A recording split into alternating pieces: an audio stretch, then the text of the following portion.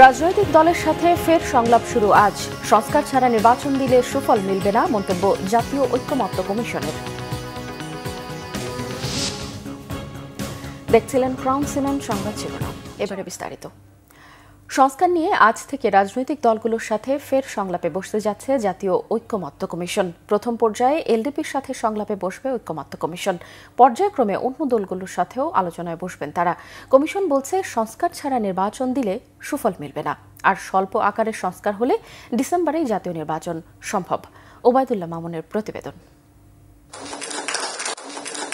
আওয়ামী লীগ সরকারের পতনের পর রাষ্ট্র সংস্কারের লক্ষ্যে গুরুত্বপূর্ণ খাতে সংস্কার কার্যক্রম শুরু করে অন্তর্বর্তীকালীন সরকার।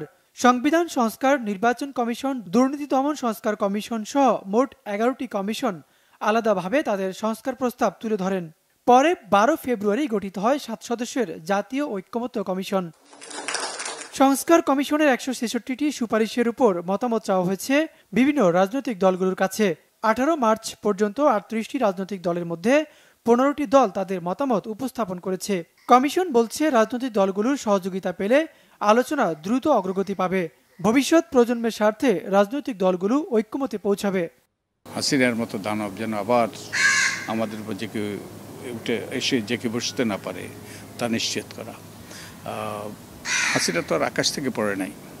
হাসিনা তো একটা কতগুলো নিয়ম, নীতি, পদ্ধতি, প্রতিষ্ঠান তাকে দানবে পরিণত করেছে। তো এগুলো যদি পরিবর্তন না করা হয় তাহলে আবারও স্বৈরাচারের পুনরুত্থানের সম্ভাবনা উড়িয়ে দেওয়া যায় না। এই কমিশনের মেয়াদ হচ্ছে জুলাই মাসের 15 তারিখ পর্যন্ত। আমি যেটা বারবার বলেছি সেটা হচ্ছে, আমাদের লক্ষ্য হচ্ছে এই মেয়াদের মধ্যে এটা সম্পন্ন করা। রাজনৈতিক দলগুলোর সহযোগিতা পাওয়া গেলে আলোচনা দ্রুততার সাথে অগ্রসর হলে আমরা তার আগেই সম্পন্ন করব। কতটুকু সংস্কার দরকার এটি নির্ভর করছে সংলাপের উপর। একটি সুষ্ঠু প্রতিযোগিতামূলক নির্বাচনের স্বার্থে রাজনৈতিক দলগুলোর মাঝে সহায়কের ভূমিকা পালন করবে কমিশন। স্বল্প আকারের সংস্কার হয় তাহলে ডিসেম্বরের নির্বাচন হবে। যদি রাজনৈতিক দলগুলো চান যে আরো বেশি আকারের, বড় কাঠামোগত পরিবর্তন, তার জন্য খানিকটা সময় তো লাগতে পারে। আমরা একটা সুষ্ঠু নির্বাচন চাই, সবাই, রাজনীতিবিদরা চায়, এদেশের নাগরিকরা চায়, আমরাও চাই। এবং আমাদের ভূমিকাটা হলো সহায়কের ভূমিকা, যাতে রাজনীতিবিদরা আলাপ আলোচনার মাধ্যমে একটা ঐক্যমত্যে পৌঁছে। সংলাপের মধ্য দিয়ে রাজনৈতিক দলগুলোর মাঝে স্বৈরাচার বিরোধী ঐক্য গড়ে উঠবে দাবি করে রাজনৈতিক দলগুলো বলছে, জরুরি সংস্কার আর জুলাই হত্যাকাণ্ডের যেসব ঘটনার প্রমাণ আছে সেগুলোর বিচার করেই নির্বাচন সম্ভব। দুইটা বড় বিষয় তাদের মাঝে আছে। একটা হচ্ছে সংস্কার, আরেকটা হচ্ছে যে এই ফ্যাসিবাদের বিচার ব্যবস্থা। এখন বিচার তারা কতটুকু করবে, কারণ বিচার তো 15-16 বছরের, 20 বছরের একটা গুণ খুনের বিচারের ব্যাপার আছে। যেন আমরা বলছি যে ইমিডিয়েট যেগুলোর প্রমাণ আছে, এই হত্যা করেছে, তথ্য প্রমাণ আছে, এই বিচারগুলোকে প্রায়োরিটি দেয়া, আর বাকি যেগুলো সে বিচারগুলোর প্রসেস শুরু করা। নির্ধারিত সময়ের মধ্যে রাজনৈতিক দলগুলোর মধ্যে সমঝোতায় পৌঁছাতে চায় কমিশন। ওবায়দুল্লাহ মামুন, বাংলা ভিশন, ঢাকা। জাতীয় সংসদ নির্বাচনের 5 এজেন্ডা নিয়ে বৈঠকে বসতে যাচ্ছে নির্বাচন কমিশন। আজ নির্বাচন ভবনের সম্মেলন কক্ষে এই বৈঠক অনুষ্ঠিত হবে। নির্বাচন কমিশনের পক্ষ থেকে এরই মধ্যে এই সংক্রান্ত অফিস আদেশ জারি করা হয়েছে। এতে উল্লেখ করা হয়েছে, আজ নির্বাচন কমিশনার মোহাম্মদ আনোয়ারুল ইসলাম সরকারের সভাপতিত্বে সীমানা পুনর্নির্ধারণ, রাজনৈতিক দলের নিবন্ধন, জাতীয় এবং স্থানীয় সরকার প্রতিষ্ঠানের নির্বাচনের প্রস্তুতি, ভোট কেন্দ্র স্থাপন, ভোট গ্রহণের কর্মকর্তাদের প্যানেল প্রস্তুত এবং তদারকি এবং উপকারভোগী পর্যায়ে আলোচনা বিষয়ক কমিটির সভা অনুষ্ঠিত হবে। ভারতে 2 বছর কারাভোগের পর বেনাপোল চেকপোস্ট দিয়ে দেশে ফিরেছেন নারী শিশু সহ 21 জন বাংলাদেশি। বুধবার রাতে ভারতীয় পুলিশের বিশেষ ট্রাভেল পারমিটের মাধ্যমে তাদের বেনাপোল ইমিগ্রেশন পুলিশের কাছে হস্তান্তর করা হয়। ফেরত আসা ব্যক্তিরা খুলনা ও বাগেরহাট জেলার বাসিন্দা। Benapole immigration officer incharge Ibrahim Ahmed জানান, 2.5 বছর আগে তারা দালালের মাধ্যমে ভারতে যান এবং কলকাতা শহরের বিভিন্ন জায়গায় কাজ করার সময় পুলিশ তাদের আটক করে। পরে তাদের 2 বছরের কারাদণ্ড দেয় আদালত। সাজার মেয়াদ শেষে 2 দেশের স্বরাষ্ট্র মন্ত্রণালয়ের একাধিক চিঠি আদান প্রদানের পর বিশেষ ভ্রমণ পারমিটের মাধ্যমে দেশে ফেরত পাঠায় ভারতীয় পুলিশ।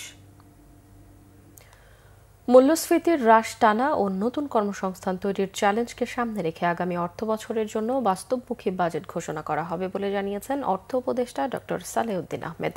বুধবার বিকেলে সচিবালয়ে ইলেকট্রনিক ও প্রিন্ট মিডিয়ার প্রতিনিধিদের সাথে প্রাক বাজেট আলোচনায় এসব কথা বলেন তিনি।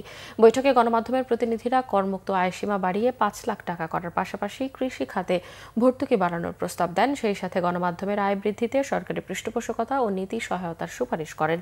টিসিপির মাধ্যমে সুবিধাভোগীর সংখ্যা বাড়ানো সহ সামাজিক নিরাপত্তার আওতাভোগীদের ভাতা বাড়ানোর প্রস্তাব দেন আলোচকরা। জবাবে অর্থ উপদেষ্টা জানান, এবার বাজেটের আকার অহেতুক বড় করা হবে না।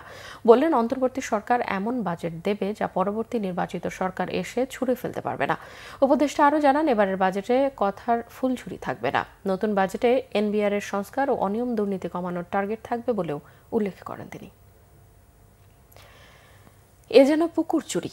1-2 কোটি নয়, প্রায় 300 কোটি টাকার ব্যক্তি মালিকানাধীন জমি কোনো ধরনের অধিগ্রহণ ছাড়াই হাতিয়ে নেয়ার অভিযোগ উঠেছে জেলা প্রশাসক ও ভূমি মন্ত্রণালয়ের অসাধু কিছু কর্মকর্তার বিরুদ্ধে। রাজধানীর তুরাগ থানাধীন ধৌর এলাকায় এমন জালিয়াতির অভিযোগ উঠেছে। এই নিয়ে ভোগ দখলে থাকা বাসিন্দাদের মধ্যে দেখা দিয়েছে তীব্র ক্ষোভ।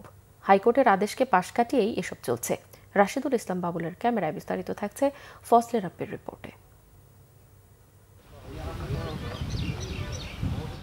মোহাম্মদ আতিকুর রহমান পেশায় একজন ব্যবসায়ী।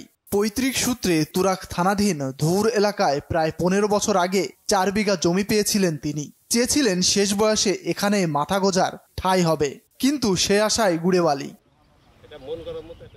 আতিকুর রহমানের মতো এমন আরো বেশ কয়েকজন মানুষের ভোগ দখলে থাকা অন্তত প্রায় 50 বিঘা জমি ভূমি কর্মকর্তা কর্মচারী বহুমুখী সমবায় সমিতি লিমিটেডের নামে দলিল করে চটজলদি নাম জারি করা হয়েছে। এ নিয়ে স্থানীয় বাসিন্দাদের মধ্যে দেখা দিয়েছে ব্যাপক ক্ষোভ।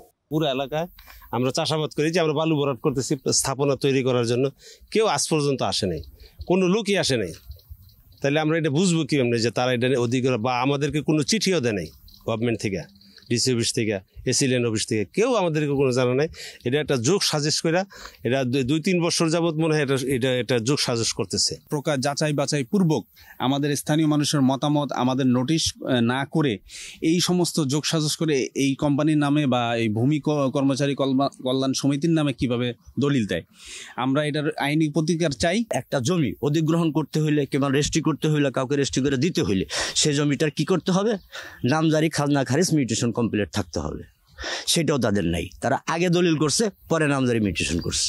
এটা হলো আরেক ব্যাপার। বংশ পরম্পরায় পাওয়া জমি কিভাবে সরকারি কর্মকর্তা কর্মচারী সমিতির নামে নামজারি করা হলো তা নিয়ে উঠেছে নানান প্রশ্ন। ঘটনার সত্যতা যাচাই বাছাই করতে বেশ কিছু ডকুমেন্ট সংগ্রহ করে বাংলাভিশন। তাতে দেখা যায় 1952 সালের প্রজাবিলি গ্যাজেটের পর ভূমি মন্ত্রণালয়ের পরিপত্রে সুস্পষ্ট উল্লেখ করা হয়েছে যেসব ব্যক্তির নামে জমি রেকর্ড অধিভুক্ত রয়েছে সেগুলো তদারকির ব্যাপারে ভাওয়ালরাজ কর্তৃপক্ষের যে কোনো ধরনের হস্তক্ষেপ আদালত অবমাননার শামিল। এখন প্রশ্ন হলো, ব্যক্তি মালিকানাধীন এই সকল জমি অধিগ্রহণ করতে ভূমি মন্ত্রণালয়কে কিভাবে ক্লিয়ারেন্স দিল ভাওয়ালরাজ কর্তৃপক্ষ? এমন প্রশ্ন করতেই দায়সারা জবাব দিলেন প্রতিষ্ঠানটির ম্যানেজার। কোর্টের সাথে আপনারা লড়ছেন না? আইন লড়াই? হ্যাঁ, লড়ছেন। তো সেই জমিটা আমার সম্পত্তি, আমি বলবো না, কোর্টে আমি বলবো না যেটা আমার সম্পত্তি। আপনি বলছেন, আমি বলছি, তারাও মালিকানা বলছে যে এটা আমার সম্পত্তি। কিছু জিনিস আপনি পাইছেন, কিছু সম্পত্তি সে পাইছে, স্বাভাবিক আইন লড়াই যেটা পাবে। এখন সেই সম্পত্তির মধ্যে মালিকানা সম্পত্তিও আপনি আপনার দেখিয়ে তার কাছে দিয়ে দিচ্ছেন, হস্তান্তর করছেন। এটা কি সম্ভব?